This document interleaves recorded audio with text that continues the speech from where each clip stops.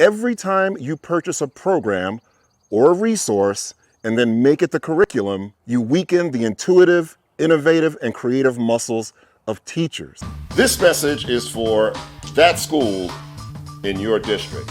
What leaders and districts don't realize they're doing is this. When we trade teacher talent, teacher gifts, teacher intuition, creativity, problem solving, innovation for a packaged program that we then call the curriculum, it dampens their ability to problem solve. We tell them it's not a magic bullet. Truth is, we're treating it like it's a magic bullet. We're calling it the curriculum. And so when you got a magic bullet, the answers are there. And if the answers aren't there, why would you expect me to have the answers? You don't want my answers.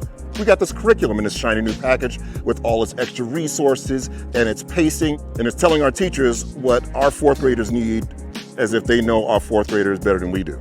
So we engage in this curriculum, then teachers hit a wall, but then we've shut off a lot of their problem-solving talent. It's the difference between renting a car and owning a car. Teachers are exponentially more invested, more committed, more creative, more innovative in resources they've had a hand in creating.